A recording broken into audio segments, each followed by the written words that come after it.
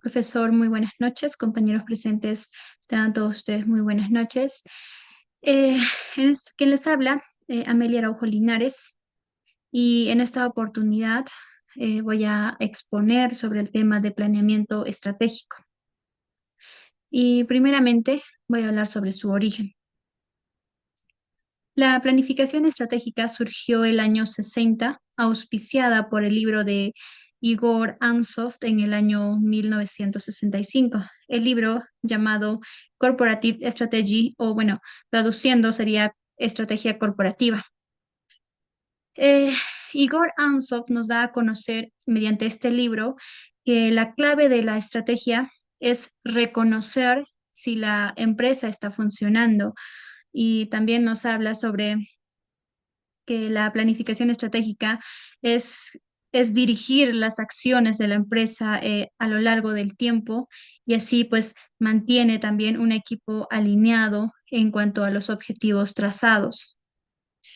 En cuanto a la definición que he ido investigando, eh, nos dice que es un conjunto de acciones que deben ser desarrolladas para lograr los objetivos.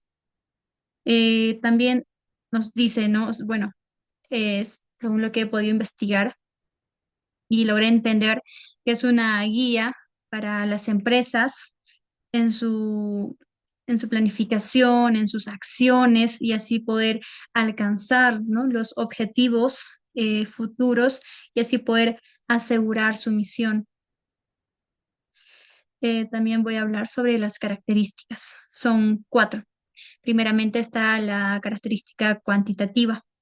Acá es donde como empresa o empresario, pues debemos de traducir en cifras el objetivo que quieres conseguir como empresa, ¿no? Y en caso de la característica personalizada, acá es donde se define qué persona va a realizar cada tarea, ¿no? Por ejemplo, puede ser un organigrama, y ahí se va especificando, ¿no? Qué, qué colaborador se va a encargar de qué áreas, ¿no? Por ejemplo, puede ser, bueno, gerencia, también seguidamente está logística, producción, dependiendo a qué se dedique la empresa, si haga servicio bueno.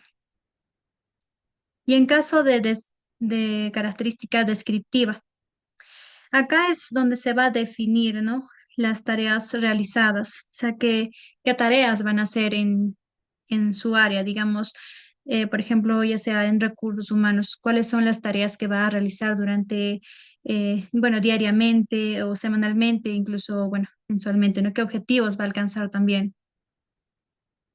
Y bueno, en el ámbito, disculpa, en el ámbito, bueno, la característica temporal. Acá es donde se va a indicar, ¿no? O sea, la fecha para poder ejecutar las tareas. Seguidamente hablaré sobre las fases de un plan estratégico. Primeramente está la misión, la visión y los valores. Acá, por ejemplo, en la misión, hacernos la pregunta, como decía, bueno, hacer la pregunta de, en caso de misión, pues por ejemplo, ¿por qué existe la empresa, no? Y cuál es la razón de su existencia. Y en caso de visión, pues, en este caso, ver o hacernos también la pregunta de qué será de la empresa, ¿no? O sea, en un futuro. ¿A dónde, o sea, en dónde ves a tu empresa, ya sea en 5 años?